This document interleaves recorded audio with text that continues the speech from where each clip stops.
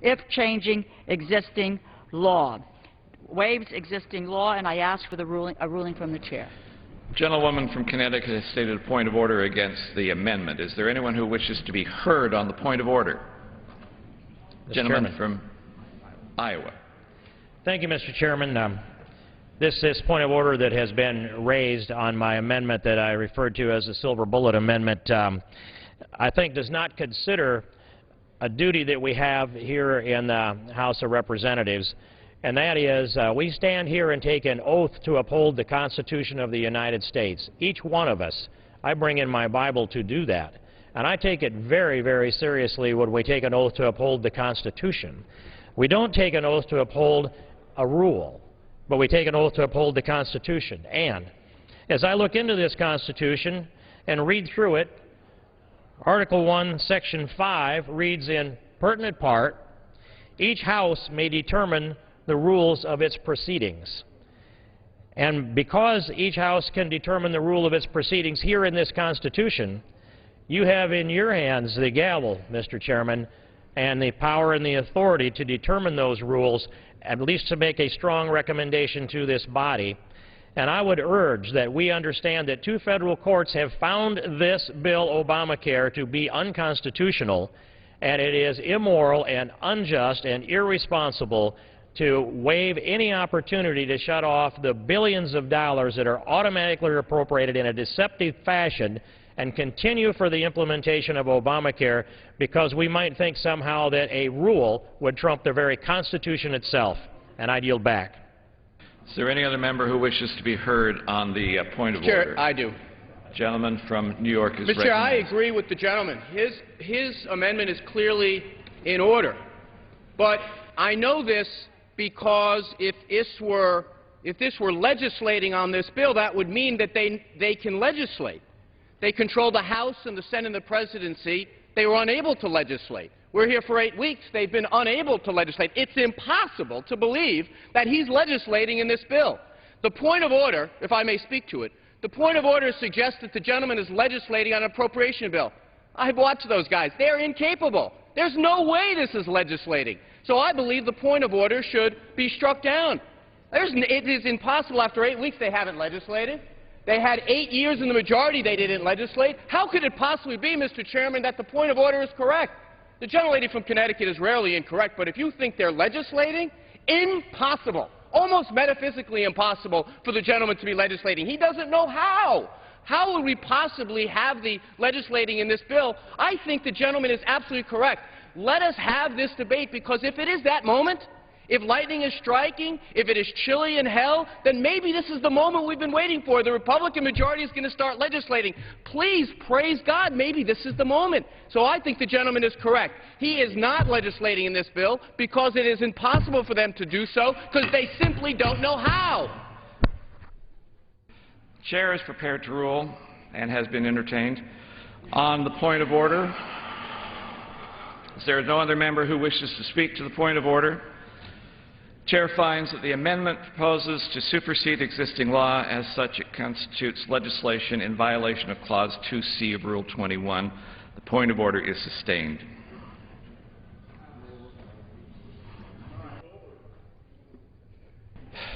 Who's recognition? Mr. Chairman, Gentleman from Iowa. I have an amendment at the desk, amendment number 267. The clerk will designate the amendment.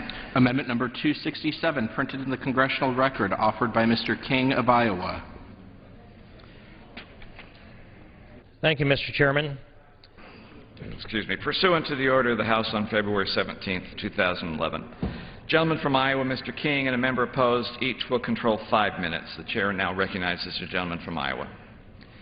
Thank you, Mr. Chairman. This amendment number 267 is an amendment that is narrowed in its scope in anticipation of the point of order that was raised by the gentlelady from Connecticut, and can't help but reflect what it must have been like in this body before the invention of television. But my amendment number 267 says this, in pertinent part: funds made available by this act, no funds made available by this act may be used to carry out the provisions of Obamacare. So what this does is for the appropriations that go on outside of the scope of this continuing resolution, we've lost that point of order.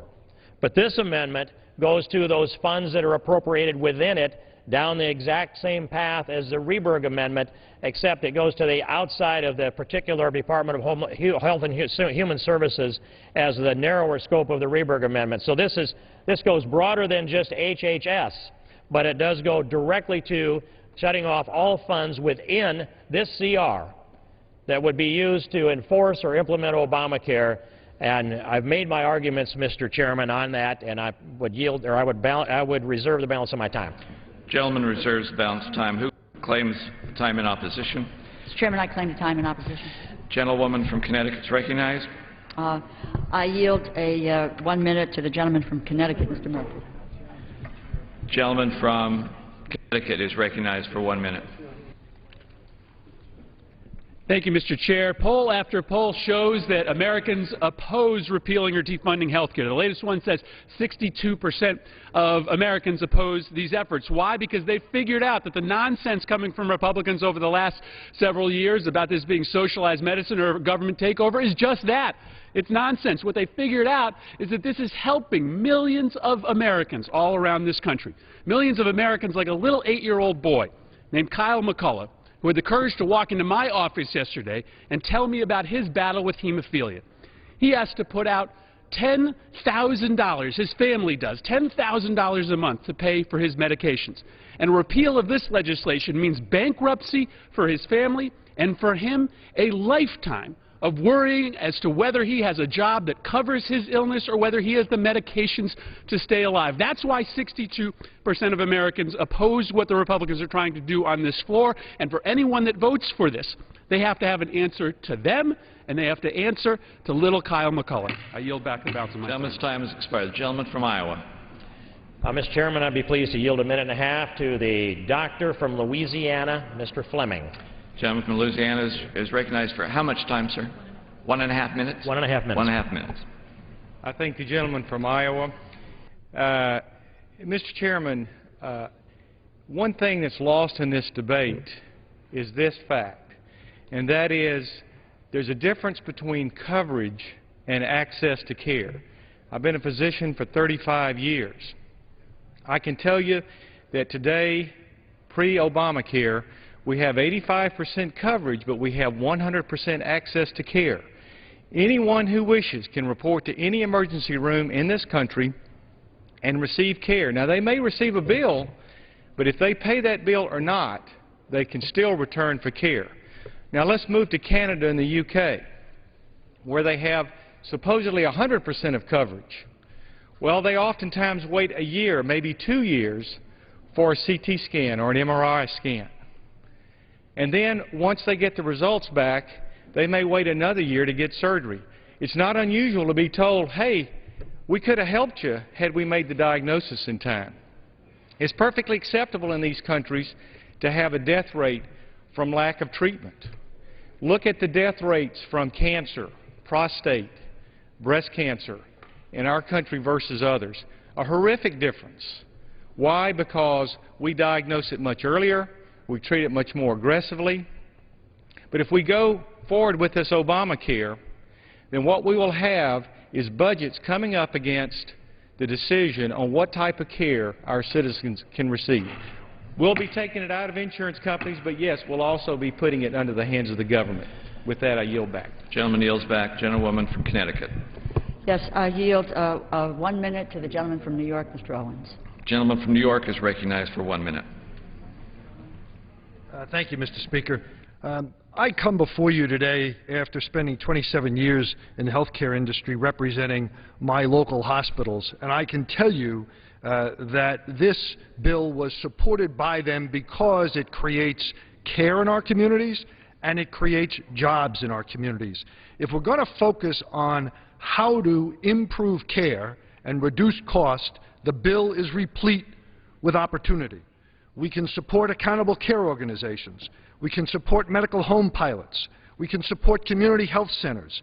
We can support electronic medical records. We can support telemedicine. And we can support the Center for Medicare and Medicaid Innovation. That is how we're going to improve care, reduce cost, and deliver benefit to our constituents. I yield back. Gentleman yields back. Gentleman from Iowa. Mr. Chairman, I'd be pleased to yield 1 minute to the gentleman from New Jersey, Mr. Garrett. Gentleman from New Jersey is recognized for 1 minute. And I thank the Chair. Just earlier, we heard the former Speaker come to the floor just moments ago and said that she has now read the bill. Of course, we heard her famously saying before that we had to pass the legislation in order for her to find out what was in the bill. Well, I can tell you someone who has read the bill, and that is... No, I only have a minute, so thank you. So we can tell you who has read the bill, and that is the courts of this great country. And the most recent federal courts said they have read it, and they have found that the bill is unconstitutional. For this is the first time in the history of this country that the price of citizenship, this is the first time in the history of this country that the price of freedom, this is the first time in the history of the country that the price of being an American is that you have to buy a particular product that some unknown, unfaceless bureaucrat in here in Washington ordains that you have to buy. We have come to the time that liberty has been taken away from us, that the strong hand of a big brother is reaching out and telling us, you have to do this and you have to do that as the price of freedom and the price of liberty. Yes, to answer your questions, yes, we will legislate. Yes, we will address health care. Yes, we will address the American people's interest in this area, and I commend the gentleman from Iowa on this amendment. Gentlewoman from Connecticut. I remind the gentleman that the courts are split 2 and 2. So with that, let me yield a minute to the gentleman from North Carolina, Mr. Butterfield. Gentleman from North Carolina is ready.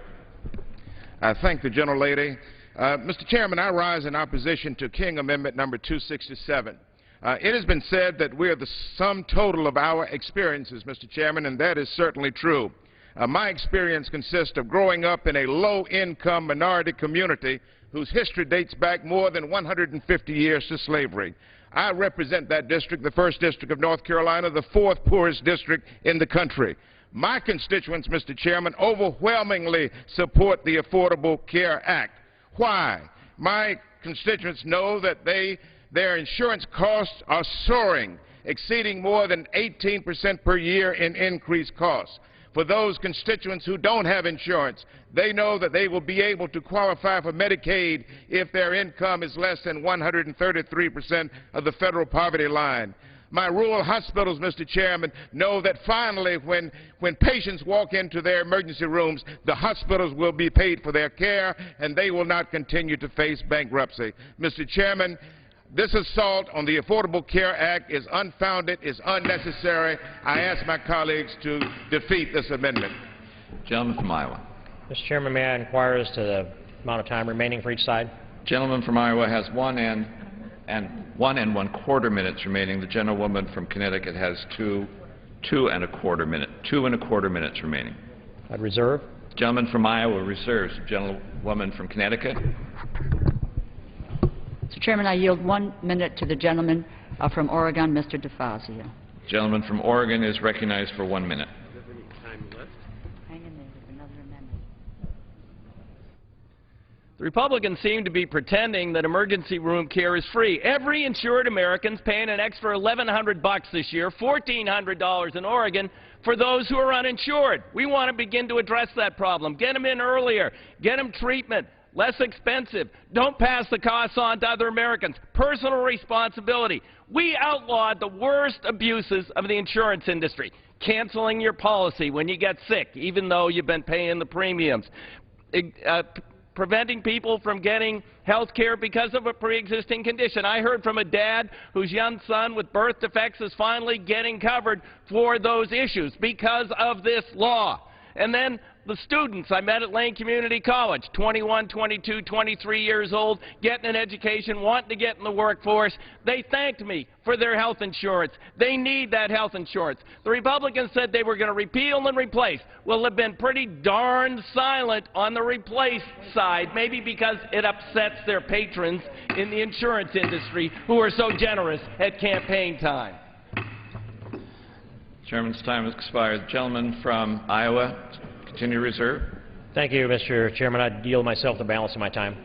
The gentleman from Iowa is recognized now for the balance of his time. Thank you, Mr. Chairman. I really take issue with the gentleman from Bolivia that declared this to be nonsense. This is not nonsense. This is very, very serious business. This is the largest taking of American liberty in the history of this country. And the shenanigans that went on to put this bill in place, you could not have set this bill out on the floor of the 111th Congress and had it pass if it were all packaged up together in one big stack. It was two pieces of bills, and we listened to Dr. Burgess earlier about all of the things that took place to represent this bill in one place or another to put it together, including a promise of an executive order that was designed to trump the very Congress itself. And here we are with the first opportunity to put the brakes on Obamacare. Yes, we've passed the repeal H.R. 2. This is H.R. 1. It's here because it's more important to the Speaker than H.R. 2. And that means that we must shut off this funding to Obamacare. This CRS report, $105 billion automatically appropriated over a 10-year period of time that goes on in perpetuity, sending the tentacles of this malignant tumor down. It is metastasizing as we speak, and American liberty is being strangled off by Obamacare.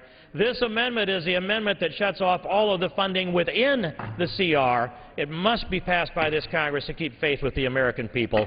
I'd yield back. Gentleman yields back. The gentlewoman from Connecticut. Just let me inquire with the chair. It's a minute and a quarter that remains. You have a minute and a quarter remaining, yes. I yield the time to the gentleman from Washington State, Mr. McDermott. The balance of the time? Balance of the time. Gentleman from Washington is recognized for a minute and a quarter. Mr. Speaker, we've been here now the better part of 2 months, and we've seen a political theater go on and on and on. Each day we bring out something that seems like it might have some usefulness, but it turns out it's just more political theater. We read the Constitution in here. Well, that took us a day. Then we spent 9 hours arguing about a bill that we knew wasn't going anywhere. Then we brought out the health care bill. Then we keep doing this. Meanwhile, the American people are saying, and Bill Frist, now, I wouldn't say Dr. Frist was a good friend of mine, but he was the majority leader in the Senate, a Republican, a doctor who said, don't repeal this law, fix it. There have been no hearings in the 2 months about how you would fix the bill, and yet the American people, the problems that my colleagues come out here talking about one after another are multiplied by the millions in this country. They know there's a problem. They don't want to repeal it. The numbers for repeal have been dropping as the people have seen more and more provisions of this law come into effect. They want you to fix it, not political theater. It doesn't help them in the emergency room or in the doctor's office. I yield back. The balance of my time. Back, and gentleman, time has expired. The time has expired. I move to strike the last word. Gentlewoman is recognized for 5 minutes. Thank you. I'd like to yield time to Mr. Andrews of New Jersey. I ask unanimous consent to revise and extend my remarks. Without objection, you are so ordered. I thank the Chair. If I could just get the attention of the gentleman who is the author of the amendment, Mr. Chair, I wanted to yield to him for an answer question. The gentleman, my friend from Iowa. In all defense, technically, the gentlewoman from Connecticut has to ask. I would ask her at the appropriate time to yield for an answer. Here's my question. Let's say we have a person who's on Medicare who has $100 a week drug costs, and they hit the donut hole in August of the year. The way the law works right now is they will get help to continue to pay for their prescription drugs in the form of either a rebate in the future or a cash rebate in the past or a discount in the future. I wonder if the gentleman could explain to us what will happen to that Medicare recipient when they hit the donut hole if his amendment becomes law, and I would ask the gentlelady to yield to him for an answer. I yield to the gentleman from Iowa. I thank the gentlelady for yielding and the gentleman for his question on the donut hole. As I understand the current circumstances of the donut hole, there are many people in the lowest income who are not affected by the donut hole. I also recall when that part of Medicare was passed. Reclaiming my time, I think we want to try to answer the gentleman's question. Yeah, the question was, what about someone who's in the donut hole? What happens to them under your amendment? And I would ask the gentlelady to yield for the answer. I yield to the gentleman. To compress my response, I think it's a bit unclear because we don't know how the Secretary of Health and Human Services may respond when the funding is shut off because she has the ability to... She reclaims her time. Well, with all due respect, Mr. Chairman, it's not unclear at all. What would happen under the gentleman's amendment is the prescription drug price of this senior would go up dramatically, and they'd have to pay the entire cost of that prescription until they hit the, I think, the $5,100 limit. The effect of this is substantive legislation. It will dramatically raise prescription drug costs for America's neediest seniors, and I thank the gentleman for her time. I thank the gentleman. I'd like to yield time now to the gentleman from California, Mr. Garamendi.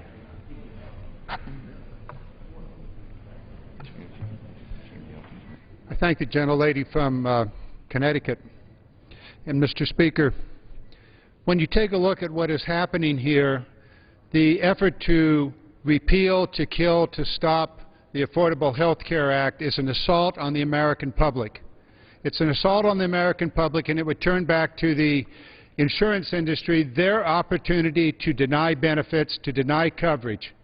It's hard to understand how in this period of time, when we should be talking about building jobs, that our colleagues would put before us legislation that would, in fact, destroy over 800,000 jobs and destroy the opportunity for millions upon millions of Americans to have health care that they could afford, and for small businesses to be able to provide the health care to their employees and to receive a reduction in the cost of that health care. It is hard to understand why they would be doing this when we need jobs, when we need health care.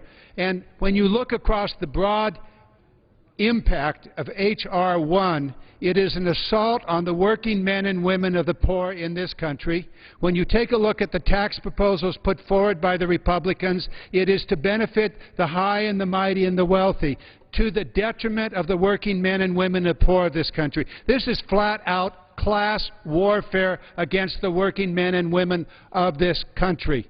It's plain and simple. Remove health care, you remove their ability to get health care, you remove their ability to be healthy and to work. You remove the clinics, you remove their opportunity to get health care. You cut back on Medicare and Medicaid, you remove their ability to have health care. It is an assault on the working men and women, the elderly and the poor in this nation. That's what it adds up to. I yield back my time. Mr. Chairman, how much time remains in the 5 minutes? The gentlelady still has 50 seconds remaining. I would be happy to yield to this chairman. I move to strike the requisite number of words. I want to just say... The gentleman will suspend. You may have, would you have the last 30 yes, seconds. I did. I yield 30 stand. seconds to the gentleman. I would just say to the gentleman from New Jersey that I was in almost all of the meetings in our caucus. This bill was read provision by provision, sentence by sentence, and we had the clerk, the staffers who wrote these provisions under the direction of our chairman at that time. This was carefully considered, and any idea from the gentleman from New Jersey that it wasn't is just an outrageous statement on his part, and he ought to be ashamed of himself. How much time? Gentlelady still has 15 seconds.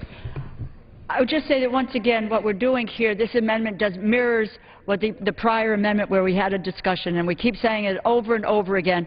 Your inability to come here as you promised to create jobs for the American people, to lower the deficit for them, and to turn the economy around has failed in this effort. All time having expired, the question is on the amendment offered by the gentleman from Iowa. Those in favor will say aye. Those opposed, no. Opinion of the chair, the ayes have it. A recorded vote, please. Gentlelady has asked for a recorded vote. Pursuant to Clause 6 of Rule 18, further proceedings on the amendment offered by the gentleman from Iowa will be postponed. For what purpose the gentleman from Iowa rise? Mr. Chairman, I have an amendment at the desk. Clerk will designate the amendment. Amendment number 268, printed in the congressional record, offered by Mr. King of Iowa. Pursuant to the order of the House of February 17th of 2011, the gentleman from Iowa, Mr. King, and a member opposed will each control 5 minutes. Chair recognizes the gentleman from Iowa. Thank you, Mr. Chairman. I'd yield myself 30 seconds. Mr. Chairman, I reserve a point of order. Reserve a point of order. Gentleman from New York reserves a point of order. Thank you, Mr. Chairman. Recognized. The amendment number 268 goes to the end of the bill, and it simply says that none of the funds made available in this act may be used to pay the salary of any officer or employee of any federal department or agency with respect to carrying out the provisions of Obamacare. It is that simple. It's one additional way to slow down the implementation and the enforcement of Obamacare until such time as we see that day that the full repeal is signed by hopefully the next President of the United States, unless the one we have today has a reconsideration. I'd reserve. Gentleman reserves. Who claims time in opposition? Mr. Chairman, I claim time in opposition. Gentlewoman from Connecticut is recognized. Yes, I yield 1 minute to the gentlewoman from California, Ms. Woolsey. Gentlewoman from California is recognized for 1 minute.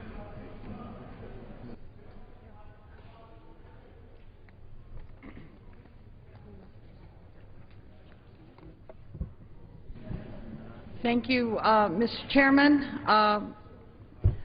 This amendment and the underlining bill goes in precisely the wrong direction. We should be standing here talking about strengthening the historic reform that we passed last year. We should not be tearing it apart. Because we all know that repeal will leave millions out in the cold. It will strip them of access to affordable health care, and it will cause small businesses the incentives and the tax breaks that they would get. It all goes in the wrong direction. The majority claims to believe in cutting government spending above all else. But the CBO has concluded that their bill over a 10-year period would add, by up to 2021, would add $230 billion to the national debt. Now, if you're really serious about reducing our debt, Lady's time has expired. Robust public option Gentlelady's time that has would save expired. $68 billion. Mr. Chairman. Gentleman from Iowa. Be pleased to yield 1 minute to the gentleman from Georgia, Mr. Kingston. Gentleman from Georgia is recognized for 1 minute. I thank the gentleman for yielding. We keep hearing from the Democrats that, oh, well, here we are and we're not doing a jobs bill. Why are we doing this bill? Why are we doing this bill now? It's because you guys did not pass a budget. We are on FY11, as you know, because you did not take care of your business. We're reaching back trying to finish up what you guys should have done by October 1st last year. And by the way, this does create jobs because the small business do not want government-mandated health care. And the folks back home don't want bureaucrats coming in between the doctor-patient relationship, which is what Obamacare does. Now, we know the nanny state wants full control from cradle to grave, but folks back home don't want it. That's what November is about. So what we're trying to do is finish up the unfinished business of the Pelosi House from last year so that we can move forward on FY12 for the coming year. And we will continue to have this debate, but we are trying to protect the doctor-patient relationship, not create a doctor-bureaucrat-patient relationship, which Obamacare does. Thank you, and I yield back. Gentleman yields back. Gentlewoman from Connecticut. I yield 1 minute to the gentleman from Massachusetts, Mr. Neal. Gentleman from Massachusetts is also recognized for 1 minute.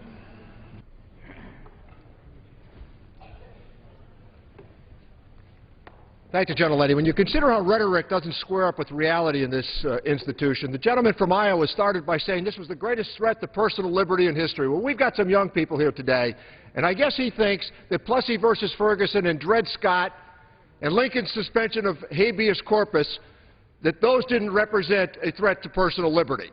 Now, President Bush said that the best way to get health care for those who were outside the mainstream was very simple. You could go to an emergency room. That is not health care. That treats the issue in front of the individual. It denies preventive care. It doesn't offer assistance to women who are in need of additional health care. This proposal that we passed was modest and it was market-driven. It kept the private sector alive and it put in place basic protections for the American consumer. I wish that we could have a separate vote on the individual proposals that we included in that bill. And I guarantee you we wouldn't be talking about death panels. We'd be talking about the idea of extending health care benefits to all members of the American family, including the 51 million who find themselves outside of the mainstream. Just think of it today. This is more of a threat to liberty than Plessy versus Ferguson and Dred Scott and Lincoln's suspension of habeas corpus. Gentleman from Iowa. Mr. Chairman, I'd be pleased to yield 1 minute to the judge in Congress from East Texas, Mr. Louis Gohmert. Gentleman from Texas is recognized for 1 minute. Thank you, Mr. Speaker. We heard the Minority Leader Pelosi saying earlier that we were here as Republicans siding with the insurance companies. Revisionist history is great, but if you go back and look at who was supporting the Obamacare efforts, you had the insurance companies lined up, all out there supportive. You had the big pharmaceutical companies all out there supportive. You saw the American Hospital Association out there supportive. You saw the AMA out there supportive. You saw ARP. They were seen out there encouraging all the Obamacare stuff. Naturally, they stand to gain with United Health more than anybody. They are the biggest sellers of Medigap insurance. So if you really want to look at history, who was it that was not supportive? Well, folks, we heard from them in November. It was the American people. That's why we're here. We're with small business. They'll create the jobs. We're with the American people. That's why we're doing this. I yield back. Gentleman yields back. Gentlelady from Connecticut. I yield 1 minute to the gentlelady from Florida, Ms. Wilson. He is recognized for 1 minute. If the gentlelady will suspend for 1 moment, the chair would note that the point of order by the gentleman from New York continues to be reserved throughout. Gentlelady is recognized. Good afternoon, Madam Chair. Somewhere in America today, a family is losing their home because they can't afford the health care premiums for a diabetic dad and a hypertensive mom. Somewhere in America tonight, a child will die because they have been denied health care because of a pre-existing condition.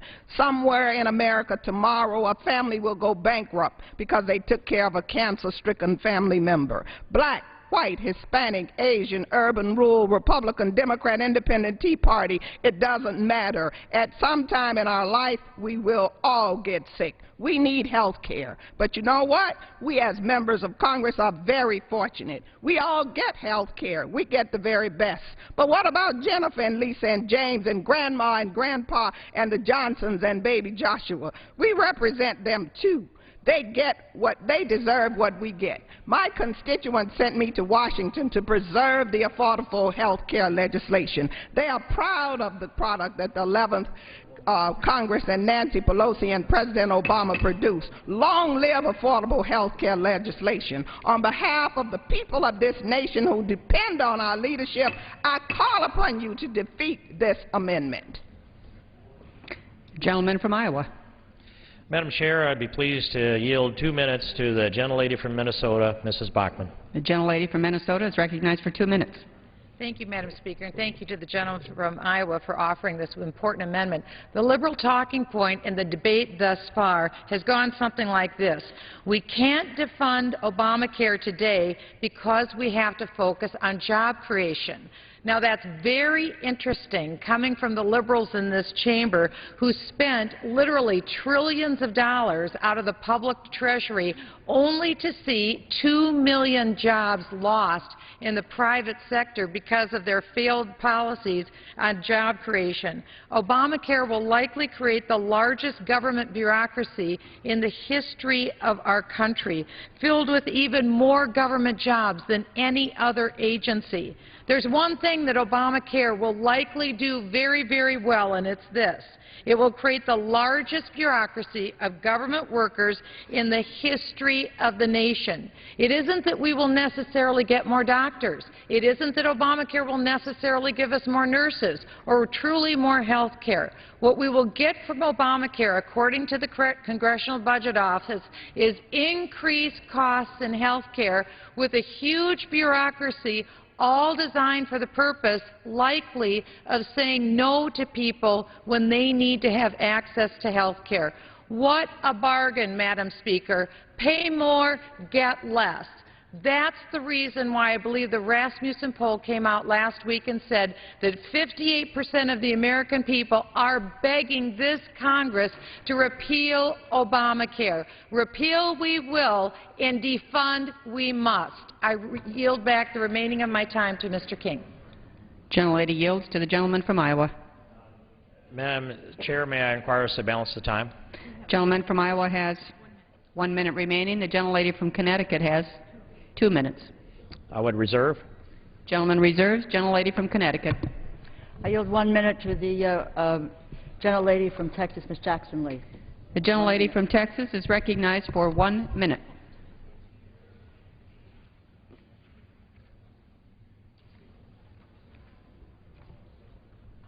Thank you very much to my dear friend. This is a siege on the lives of innocent Americans. It is a siege by undocumented claims of unconstitutionality. When Justice Scalia said the relevant inquiry is simply whether the means are chosen are reasonably adapted to the attainment of a legitimate end under the Commerce Clause. It is. This bill is constitutional. And what this gentleman wants to do is to literally shut down community health clinics who are now under the Affordable Care Act. He wants to make sure that children are not getting immunized. He wants to make sure that HIV patients are not getting their medicine. He wants to make sure that seniors who can come to these clinics are not able to access them. He wants to make sure that families are getting no coverage.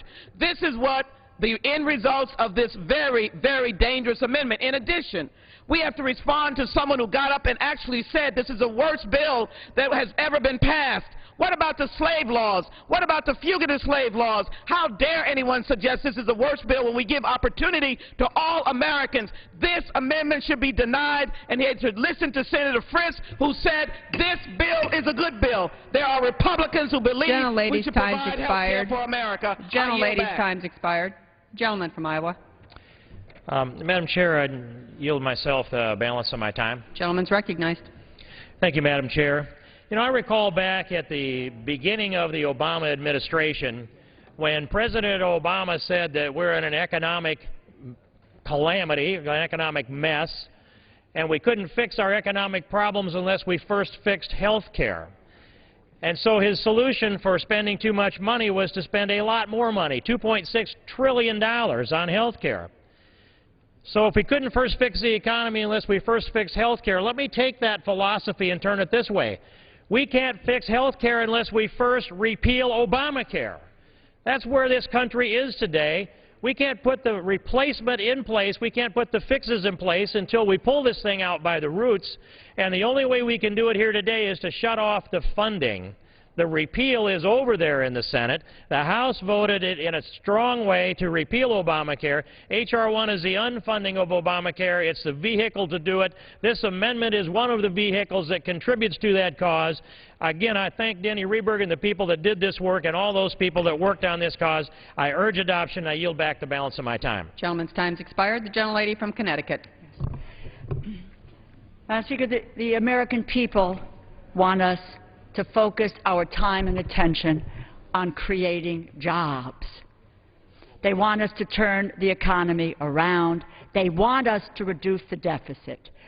The total of the two bills that have just, the two amendments that have come before this body would increase the deficit, increase it.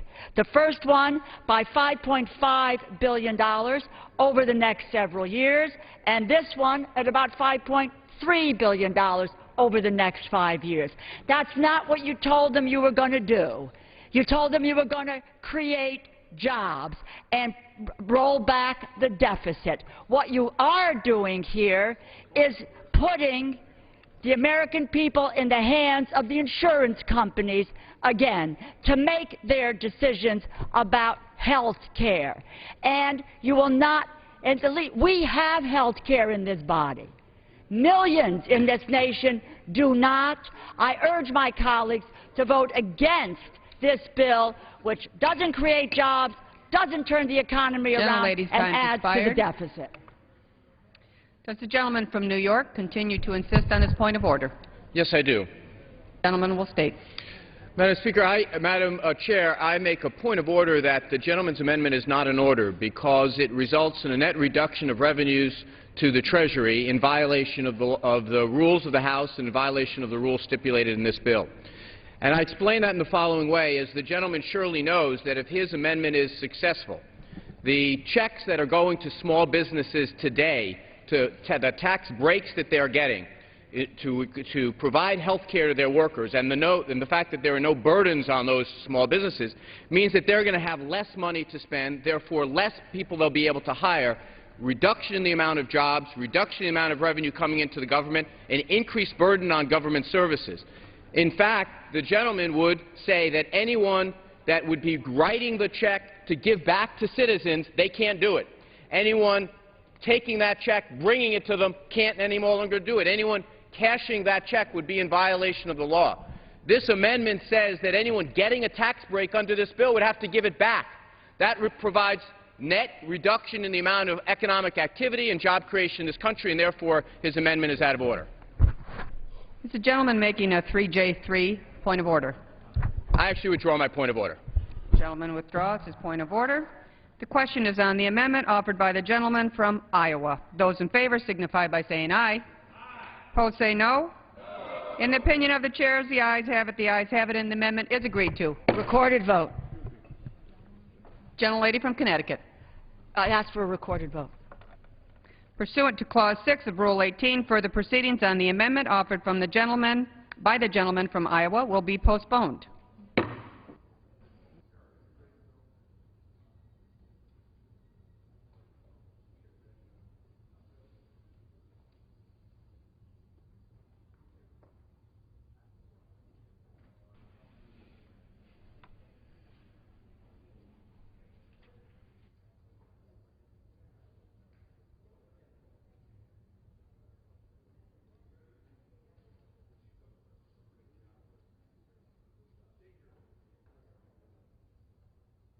For what purpose does the gentlelady from Missouri rise? Madam Chair, I have an amendment at the desk. Clerk will designate the amendment. Amendment number 83, printed in the Congressional Record, offered by Mrs. Emerson of Missouri. Lower that for me, please.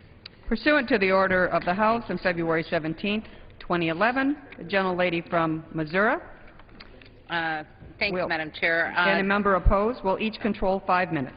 Chair recognizes the gentlelady from Missouri. Thank you, Madam Chair. I yield myself 2 minutes. Madam Chair, this amendment will prevent the appropriation of any funds in this Act to implement or enforce the provisions within the health spending law that require the IRS to verify that individuals have health care coverage and impose penalties on those who don't comply. The fate of this mandate in the courts is uncertain, but we know that it already has been ruled upon by the American people. They don't want and shouldn't suffer a mandate from government to engage in specific economic activity. As a matter of fact, my own state of Missouri passed a ballot initiative last August by a vote of 71% not to enforce the individual mandate. This is the bright lights example of what's wrong with the health care law. It compels Americans to give up their freedoms, surrender their choices, and part with their hard-earned money to support a system of health care designed by and run by the federal government through a maze of boards, committees, and bureaucrats. No American should be forced to buy or purchase health insurance they neither want nor can afford, and the federal government has never based the purchase of a good or service as a condition of being a law-abiding citizen. The American people need some form of protection that the IRS will not begin to aggressively implement the individual mandate, and this measure assures that it won't be implemented prior to the end of fiscal year 2011. States, including my own, small businesses across the country, and individuals of their own volition deserve the chance to speak on this important matter. In the courts, before the law adds extraordinary new burdens to the fiscal responsibilities of state governments, forces small businesses to fire employees they value, and compels individuals to spend money they'd rather save. For all these disconcerting reasons, I urge you to support this crucial amendment and reserve the balance of my time. Gentlelady from Missouri reserves the balance of her time. For what purpose does the gentleman from New York rise? Claim the time in opposition. Gentleman's recognized. I think before we go any further on this subject, we really have to understand what is happening here. The majority party would like to do away with the health care reform law. And the way to do that is exactly that way, to try to do away with the law. But they don't have the votes in both houses to do that. So what they're trying to do is not fund provisions that have to go into place. So tonight, at this moment, what my sister, Ms. Emerson, is trying to do is say that no funds can be used to impose this mandate. Now, that is going to get, this particular part is going to get played out in the courts, so let's be honest. I mean, the courts will have to decide why it's okay to mandate that you have to have car insurance, but not this particular issue. And there are going to be a lot of other issues that are going to be done. But the issue here is that they would like to legislate on this bill the end of health care, and that's just not going to happen. Lastly, what this amendment does is speak to the larger issue, which is that in this country now we have a law that provides access to quality health care to all residents, regardless of who they are, where they live, or their income. The only people who are upset about this bill, about this law, and have done a good job of telling the American people that this is the end of the world are the insurance companies, who now have to step up to the plate and follow the law. So we know what this is about. We know what you're trying to accomplish, but it's not going to work. It's not going to work this way, and it's not going to work in rescinding the law. And lastly, you know that every so often I give advice to the Republican Party because I like you. If you keep calling it Obamacare, you know what's going to happen?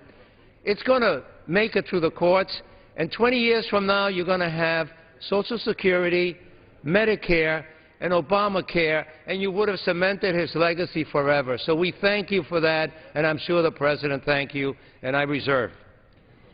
Gentleman from New York reserves his time. The gentlelady from Missouri. Does the gentleman have any other speakers? Madam Chair? Yes, I do. I do as well, but they are not here right now, so I will continue to reserve the balance of my time. Gentlelady continues to reserve. The gentleman from New York. I'd like to yield a minute to the gentleman. Gentleman from Wisconsin is recognized for 1 minute. Thank you, Madam Chair. I thank my friend for yielding, and I rise in opposition to this amendment. And the reason I do is a member of the Ways and Means Committee, we had Commissioner Schuman before us talking about the IRS role in the implementation of the Affordable Care Act. And he said virtually all of the additional funding that they will receive will be used for outreach efforts to inform small businesses of the tax cuts that they are now eligible to receive with the implementation of this law. I mean, 16,000 small businesses in my district alone in western Wisconsin are receiving tax credits under the Affordable Care Act, making it more affordable for them to provide health care coverage to their workers. And if you look at the 50 million uninsured individuals in this country every year, the bulk of them are working Americans, typically in small businesses or family farms who have a hard time providing health care coverage. And yet the IRS is going to be doing outreach to them to let them know the benefits that they will receive, along with other individuals throughout the country, of what they're eligible for in the Affordable Care Act to make sure they receive quality, affordable health care coverage. That, in essence, will be the IRS role. And I think for that reason, we should vote against this amendment. I yield back. Gentleman's time's expired. The gentlelady from Missouri. Continue to reserve. Continues to reserve. The gentleman from New York. How much time do I have? Gentleman from New York has 2 minutes remaining. The gentlelady from Missouri has 3 minutes remaining. I'd like to yield 1 minute to the gentleman from New Jersey, Mr. Pallone. Gentleman from New Jersey is recognized for 1 minute. Thank you, Madam Chair. I'd just like to point out, again, the gentlewoman's amendment is just like the others we've heard before. It is going to completely eliminate implementation of the health care reform. Because the bottom line is that if this amendment were to pass, then all of the positive things that have already gone into place in terms of discrimination or eliminating discrimination against pre-existing conditions or allowing the other discriminatory practices like lifetime or annual caps or the requirement that young people up to the age of 26 be able to get insurance coverage on their policies. All these things essentially depend on the mandate, because without the mandate, what happens is that insurance companies go back again to discriminatory practices. This is nothing more but an effort essentially to eliminate the health care reform, whether it's defunded, whether it's eliminating the mandate, or the other amendments that we're going to see later today. Because this is a package, and we all know, it's absolutely clear, that without the mandate it is going to be impossible to carry out the coverage and the implementation of these important provisions that eliminate discrimination.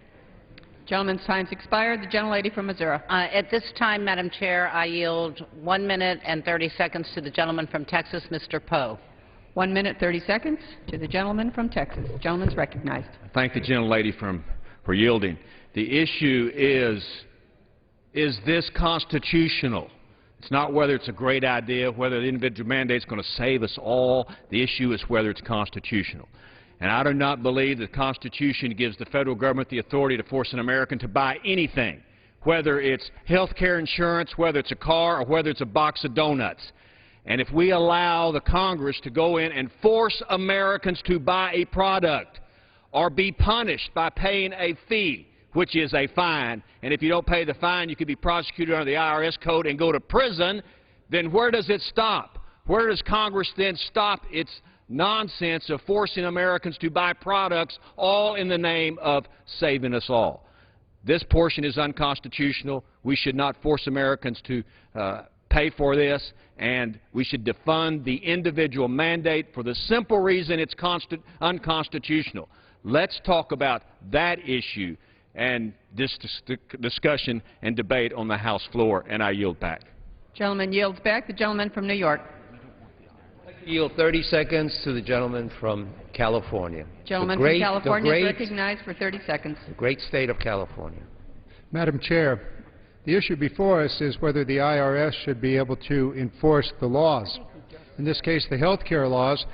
During the 2000 first decade of the 2000 period, there was enormous Medicare fraud going on. In the health care bill, additional agents were added to the IRS and other agencies to enforce the Medicare laws against fraud. This provision would defund that and make it impossible to enforce the laws and prevent Medicare fraud. A very bad idea. I urge a no vote on the amendment. Time's expired. The gentlelady from Missouri. I continue to reserve. Continues to reserve. The gentleman from New York. I reserve. Gentleman from New York reserves. For purposes, the gentleman from Washington. To ask a question of the chair, who has the right to close on this amendment? The gentleman from New York has a right to close. Madam Chair, parliamentary inquiry. The gentlelady will state. Is it not correct that I would have the right to close? No.